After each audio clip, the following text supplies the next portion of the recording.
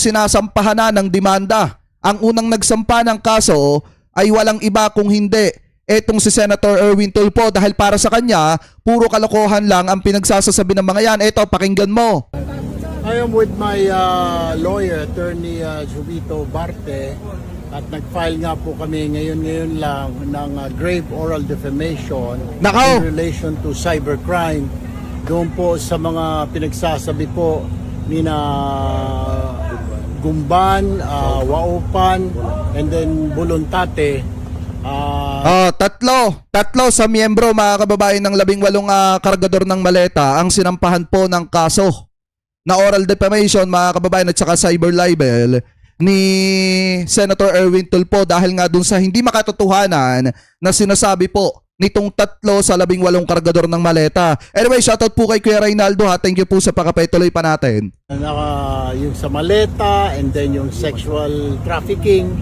Isa pa yan. So, hindi na ho natin pinalagpas. At saka dapat sampahan din ng kaso, mga kababayan, ni Senator Erwin Tulfo itong si Eloy Bugris. Dahil si Eloy Bugris lang naman ang isa sa nagpakalat about dun sa pambababae, human trafficking, mga kababayan, na sinasabing ikinoconnect nila dito sa mga Tulfo. Dapat din talaga masampulan po yon ni Senator Erwin Tulfo dahil walang katotohanan yung mga ibinabato nilang aligasyon. Dahil kalukuhan naman po yung mga pinagsasabi, kasinungalingan, na kailangan po lang sagutin sa korte na yung mga paratang po nila sa atin. So, yan na. Ayan na nga po, kasama ko po ang aking lawyer at nagsampa na po ng kaso. Dati po pinalusot ko pa ito nung una. Hindi po kami dahil wala naman talagang katotohanan. Pero yung ginawa nila nung June 4, padami na padami. Dati ilang maleta lang, naging 8 maleta na. Tapos meron na ngayong human trafficking. Puro kalukuhan na. Tapos Tama! nakakalungkot. Pinagtatanggalan naman nila yung listahan, nagbawas sila ng mga tao. So talagang makikita mo na gawa-gawa lang po nila itong mga... Tsaka mga kababayan, take note ha.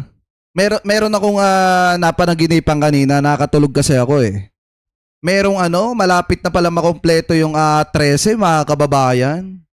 Dahil meron pala talagang lilipat. Dahil meron akong natanong sa panaginip ko, ano bang rason bakit lilipat na si ganito? Ang sagot ba naman sa akin, mga kababayan, apektado na daw yung church. Apektado na daw. Yun lang ang naisagot, mga kababayan, napakaikli. Apektado na yung church. At the same time, matalik na kaibigan pala itong si Senator Win Gatchalian at saka si Senator Mig Zubiri. Kaya pala malaki ang posibilidad na lumipat itong si Senator sa simple majority ni Senator Win Gatchalian. Kasi matalik palang kaibigan niya yung 2 senador, si Senator Mig Zubiri at si Senator Win Gatchalian. So malaki pala ang posibilidad na lumipat na nga kasi gustong-gusto na daw din magtrabaho Gustong-gusto na daw magtrabaho pero hindi makapagtrabaho dahil pinipigilan daw ni Alan Peter Cayetano. So malaki ang posibilidad, mga kababayan, na sa mga susunod na araw, magulat na lang tayo kumpleto na yung 13. At si Alan Peter Cayetano ay hindi na po Senate President. Kaya pala itong si Akla, wala akong pinapangalanan ha, tumakbo dun sa isang party, mga kababayan, at nagbubulong kay FL. Yun pala, nakikiusap. Allegedly, mga kababayan, ayon sa ating panaginip. Pero ituloy pa natin. accusations nila. So baka po kayo ipa-inhibit naman by the time na maghaharap kayo sa committee ninyo. Wala akong problema. Napag-usapan na po namin yan ng majority block. Nagsabi na rin po ako kay Acting Senate President Win. Ayan yung pinakapatas, mga kababayan, na hearing ng Senate Blue Ribbon Committee, willing mag-inhibit.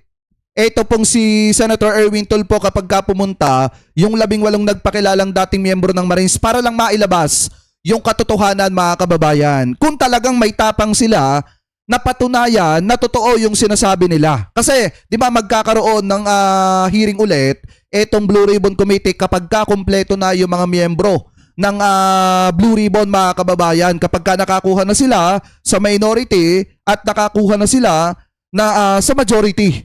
Ano po, kapag nakumpleto na yung 17, magtutuloy-tuloy po yung investigasyon sa 18 kargador ng maleta. Anyway, tuloy pa natin. Yan, pumayag naman po at pumayag po si Senator Kiko Pangilinan bilang Vice Chair na siguro ganun po gagawin natin, or we will create a subcommittee Tama. to investigate flood control.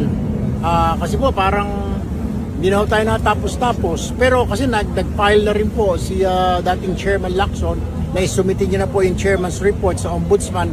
Kaya nga po may mga resulta na, may mga arrest na pong ginagawa at meron pa pong mga arrest daw sa mga darating na araw. Kaya papasalamat din po tayo kay Ombudsman Remulla na ina-actionan niya po ito kaagad at ipinapasa niya po sa Sandigan Bayan. Tama. When the time comes, you will inhibit pag sila ang haharap. Definitely. Pag-iinhibit po tayo para wala pong masabi, di ba? Dahil Tama yan. Yun din po hinihingin lang sa press con kanina, sinasabi po ni Attorney Baligod, atin lang sila pag nag-inhibit ako. Di wala akong problema. Mag-i-inhibit po tayo. Ibigay ho natin kay Senator Kiko dahil siya po yung Vice Chair. Nakausap daw kayo ni Baligod? Hindi po hindi ko po siya nakausap. Si Senator Soto po ang nakausap niya. Sir, just to confirm, 3 lang po out of 18 na Maleta Boys ang kinasuhan niyo ngayon. 18 na Maleta Boys, 3 lang po dahil yun po yung nag-implicate po sa akin eh. Oh. Si Gumban, si Waupan at saka si Bolontate ho. Yung iba naman, wala akong namang sinabi. Sir, may duda Ngayon, pag hindi totoo yung mga sinasabi nitong 3 Maleta Boys na ito, mga kababayan, mabigat-bigat pa naman yung cyber libel. Di po ba? Lalo na mga kababayan, kapag ka walang basihan yung accusation mo sa isang tao. Alam yan, ni Senator Erwin Tulfo, yung iba sinasabi na magaan lang yan. Hindi, sakit sa ulo din yan mga kababayan. Lalo na kung mapapatunayan na nagsisinungaling itong 3. po kayo sa Spedra, bakit kaya nila ginagawa ito? Politics. I mean, dahil nga may mga nagsilabasan. Ito na yung sinasabi ko noong pa, I think 3 months ago. Huwag nyo kami sama-sama dyan sa survey na yan, presidential, tapos may lumabas pa, tapos mga pahayag ng mga political analysts na only a Tulfo can beat the Dutertes. Totoo naman. Hindi naman ho kami interested. Eto, totoo yan ha. Kapag ka naging interesado sila mga kababayan, etong magkapatid na Tulfo na tumakbo, kayang-kaya nitong talunin si Sara Duterte. At yung mga Duterte, bakit mga kababayan?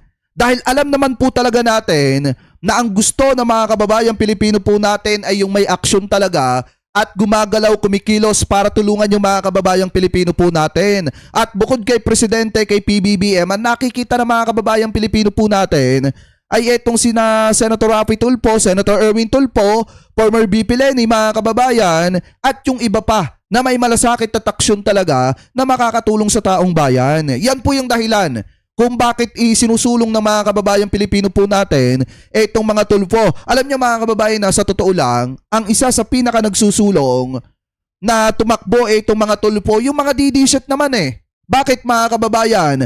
Kahit ayaw ng mga Tulfo tumakbo sa presidential at vice presidential mga kababayan, sino ba nag-i-implicate sa kanila? Di ba yung mga DD-shit ang gagawin nila, ilalagay nila sa survey, ilalagay nila si Sara Duterte, si Robin Padilla versus Leni Robredo, Raffy Tulfo. Sila naman na nag-i-implicate niyan. Minsan pa nga Leni Robredo, Erwin Tulfo.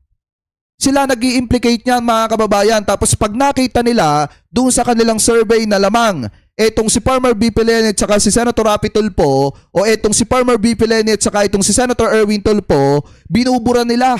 Tapos nang gagalaitin sila at ibabas po nila yung mga Tulfo.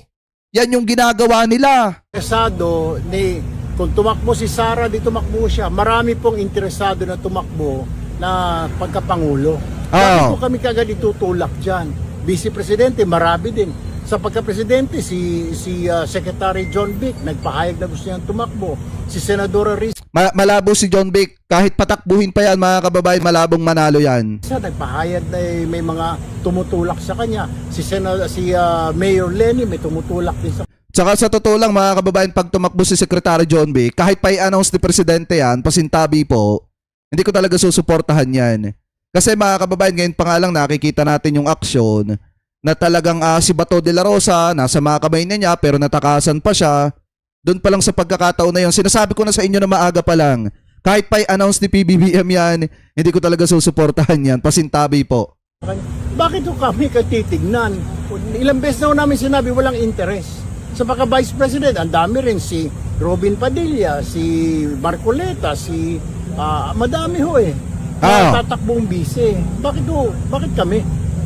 Saka, palagay ko, dun ho yun eh. Tsaka iyan din yung dahilan kaya nanggagalaiti si Panelo, mga kababayan. Kasi syempre, maalin nga naman doon sa dalawa yung pambato nila sa Vice Presidential, pero paano ko ba i-explain? Nasasapawan kasi ng mga tulfo. 'Di ba katulad ni Marcoleta?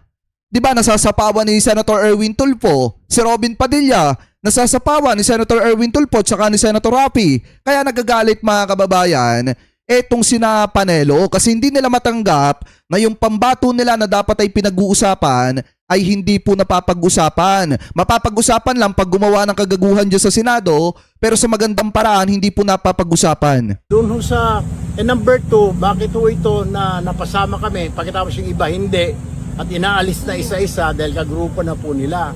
Ako kasi na-identified ako sa Marcos Block dahil nasa ticket po ako ni Pangulo. Pansinin ho ninyo, kasama po si Tito Soto. Dahil sa ticket po kami ni PBBM noong nakarang lalaan. Tapos nag-majority kami kaya naisama din si Loren dati at saka si Martinez sa majority. Ngayon po, wala na po sa majority yung dalawa. Yung isa, naalis na lang kaagad na nagkamali daw kaya tinanggal ko na sila si Senador Loren. Yan tanong ko, paano si Mark Villar? Baka sumama naman ang loob. Dapat alisin na rin nila. Ayan. Di ba, mga kababayan? So bukod pa po kay Senator Erwin Tulfo, isa sa nagsampa ng reklamo laban po dito sa 18 kargador, mga kababayan, ay walang iba kung hindi itong si Congressman Benny Abante. Dahil sabi po dito sa News 5, basahin po natin ha, reklamo versus 18 nagpakilalang bagman, ano daw, isinuhulong na, ika nga, or isinampa na. Sabi po dito, naghain si Manila 6th District Representative Benny Abante Jr. ng criminal compliance na libel at cyber libel laban po sa 18 na nagpakilalang bagman umano ng dating kongresista na si Saldico ngayong Martes, June 9. Kasama rin sa inireklamo ang abogado ng mga ito na si Atty. Libito Baligod kasunod ng umanay incorrect, baseless and misleading na aligasyon gaya ng pagdideliver na mali-maletang may laman na pera sa ilang kongresista. Ngayon, sabi pa dito, mga kababayan, the respondent falsely insinuating that among others received luggage containing cash from public funds. These allegations are entirely false or walang katotohanan at malisyoso, fabricated, and without any basis in fact or law, ayon kay Abante, mga kababayan. So ngayon, ito yung video ng formal na pagsasampa ng reklamo, mga kababayan, ni Congressman Benny Abante dito po sa 18 kargador ng maleta. Alam mo, nung una, Okay, Kuya Reynaldo, thank you po sa pakapi po. Maraming salamat po. Thank you po. nung una lumabas to, hindi ko pinansin. I was really very quiet about it. No? Pero pangalawa na to eh. Tama. Pangalawa na. Nung una, alphabetical order pa nung una eh. Number 1 ako, tapos si Romy Apop na nawala na sa atin, number 2. Tapos ngayon, number 7 na ako. Baka yung pangatlo, baka number 30 na ako. Baka yung pang-4, baka wala na ako. You know, things, hindi naman to dapat. Tama. Hindi notarized to, hindi to pirmado ng mga 18 Marines. Dapat yan, di diretso sa ombudsman. Talagang mayroon silang ebidensya. Okay, di ba gumawa nga sila ng for media purposes? Yun naman talaga, mga kababayan, ng purpose ng mga yan. Kaya sila gumawa ng ganyan, nag-akusa kung kani-kanino. Kasi for media purposes nga, yung ginagawa nila. Yung mga accusation po nila, mga kababayan, ay para lamang po sa media. Ano po, hindi para ilabas talaga yung katotohanan. Dahil kung ang purpose ng mga yan ilabas yung katotohanan, hindi sana nila tatanggalin ang pangalan ni Senator Loren Legarda porkit naging kaalyado nila. Di po ba? Di ba dapat kapag maglalathala ka ng katotohanan, kahit pa kaalyado mo yan, basta sangkot, ilabas mo.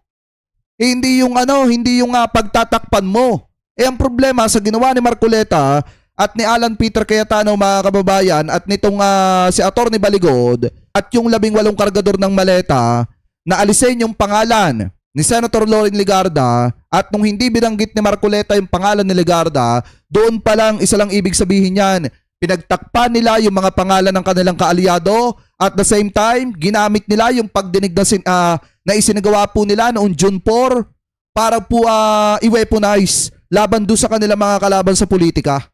Yan talaga yan. Pagka hindi nila kasundo sa politika o kasama yung pangalan mo. Pero pagka kaalyado ka, tatanggalin ko yung pangalan mo. Ganon po yung nangyari dyan.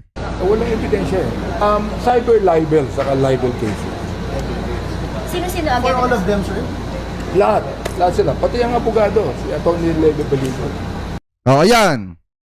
Diba? Pati daw yung abogado, si Atty. Levy Baligod kasama sa kanya pong kinasuhan. Kaya para sa akin mga kababayan, tama lang yan na kinasuhan ni Congressman Benny Abante at saka ni Senator Erwin Tulfo, ito pong mga miyembro ng 18 nagpakilalang kargador ng maleta.